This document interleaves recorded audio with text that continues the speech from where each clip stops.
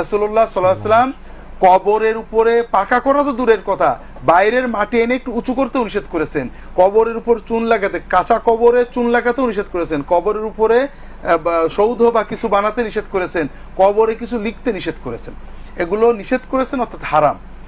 তো এই জন্য এটা একদিকে গুনাহ, একদিকে অপচয়। কারণ এই যে পাকা করার দ্বারা মৃত ব্যক্তি উপকৃত হচ্ছেন না, এটা একেবারেই ফজুল খরচ। এর বদলে যদি এই টাকা দিয়ে আপনার গরিবের একটা ঘর বানিয়ে দিতেন, ওই গরিব যতদিন ওই ঘরে বাস করতো, আপনার আব্বা সদাকায়ে জারিয়ার সওয়াব পাইবেন। এই জন্য আমরা আল্লাহর হস্তে কবর পাকা করার প্রবণতা ত্যাগ করি। অনেক সময় দেখি মানুষ মারা গিয়েছেন, কবর পাকা করা হয়, টাইলস দেওয়া হয়েছে, কালের আবর্তনে হারিয়ে যাবে। ওই মাইয়েত এই পাকা কবর দ্বারা শান্তিও পাবেন না, ছায়াও পাবেন না। হাদিস শরীফে আসছে হযরত সাহাবীদের যুগে এক ব্যক্তি, তার আপনজন মারা গিয়েছে, কবরের উপরে একটা কাপড়টা নিয়ে বসে বসে কাঁদছে। হযরত আব্দুল্লাহ ইবনে ওমর এসে টান দিয়ে কাপড় ছিঁড়েছেন, যে কাপড় ফেলো, ইন্নামা ইউযিল্লুহু আমালুহু, তোমার কাপড়ের ছায়ায় তোর কোনো লাভ হচ্ছে না, সে যে আমল করে গেছে তার ছায়াতে তার কাজ হবে।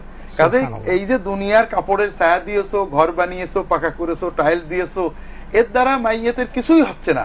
বরং এগুলো অপচয় না করে এই টাকা দিয়ে একটা মসজিদে টাইলস করে দাও, একটা গরিবের ঘর বানিয়ে দাও, এটা সাদাকায়ে জারিয়ার সওয়াব হবে ইনশাআল্লাহ।